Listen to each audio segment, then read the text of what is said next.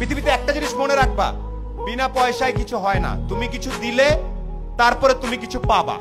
এটা সবচেয়ে আমাদের সবার মন খারাপ হয়ে যায়, আমাকে ডাকলো না কেন, আমাকে সম্মান দিল না কেন, আমাকে ট্যালেন্ট পুলে বৃত্তি দিল না কেন, কারণ তুমি ভালো একটা খাতা জমা দিতে পারো নাই।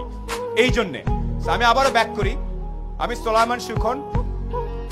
আমার কৈশোর পর্যন্ত 16-17 বছর পর্যন্ত ঈদে যদি আমি প্যান্ট নিতাম তাইলে আমার ভাই জামা নিতে পারবে, এইরকম পরিবার থেকে আমি উঠে আসছি। আমার বাবা ছিলেন আর্মির একজন সার্জেন্ট, যেটাকে আমরা হাবিলদার বলি। আমরা ছিলাম 5 ভাই বোন। সে অবস্থা থেকে আল্লাহর রহমতে এখন অনেক ভালো জায়গায় আছি। এই গল্পটা ছোট্ট করে একটু বলবো। আমি নর্মাল বিভিন্ন জায়গায় পড়াশোনা করছি। গাড়ির সিট বেল্ট কেমনে বাঁধতে হয় সেটা আমি আসলে 18 বছর পর্যন্ত জানতাম না। গাড়ির সিট বেল্ট এদিক থেকে টাই নাই না এদিকে বাঁধতে আমি জানতাম না। আমি জানতাম না ওই পারফিউমের নাম কি, এগুলো জানতাম না। এখন আমি একটা জিনিস জানতাম, একমাত্র জ্ঞান অর্জন করলে, একমাত্র পরীক্ষার রেজাল্টগুলো ভালো করলে সামনে কোনো না কোনো ভাবে আমার জীবনে পরিবর্তন আসতে পারে। এখানে পরীক্ষার রেজাল্ট ভালো কার কার আমি আওয়াজ শুনতে চাই। 13 থেকে 19 আওয়াজ শুনতে চাই ভালো ছাত্রছাত্রীদের। এখানে প্রত্যেকে ভালো ছাত্রছাত্রী আমি জানি। আমি আজকে লিস্টে পড়েছি, পলক ভাই প্লেনে আসতে আসতে বলছিল যে এত ছেলে মেয়ে, এত কৃতি সন্তান আমি কিভাবে ছবি তুলবো একসাথে, আমার তো পুরো মাঠ লাগবে। সিংড়ার মতো একটা জায়গায় এতগুলা মেধাবী ছেলে মেয়ে তৈরি হচ্ছে।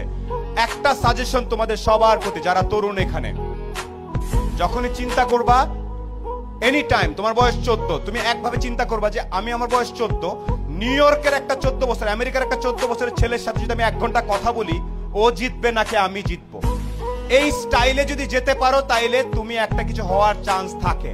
না, অনেক আগে বলতে পারবো না ভাই, কেন, আমেরিকার ছেলেটা কি দেখে, ও যা দেখে তুমিও তাই দেখো। ইন্টারনেট আছে না, আমি তোমাদের শেখ কামাল ডিজিটাল ল্যাব দেখে আসছি। আমি জানি এই আমতলা ইন্টারনেটের কারণে ছেলে পেলে এসে বসে বসে কাজ করে, আমি জানি এটা।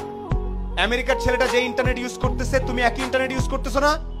কে কে আওয়াজ? না ভাইয়া, আমি তো ইন্টারনেটে খালি গান দেখি আর একটু ফেসবুক করি, তাইলে হবে না। আবার একটু বলি কিছু কিছু বেসিক জিনিস।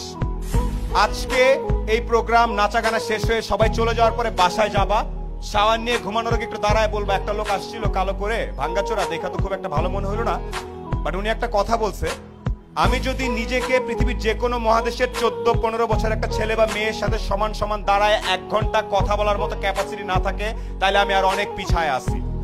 এই সাহস কার কার আছে? আমেরিকার একটা ছেলের সাথে 1 ঘন্টা, আয় বাবা তোর সাথে আলাপ করি, আয় তোর একটু চলন বিলের স্টাইল শিখায়, আয়, এটা কে কে করতে পারবে?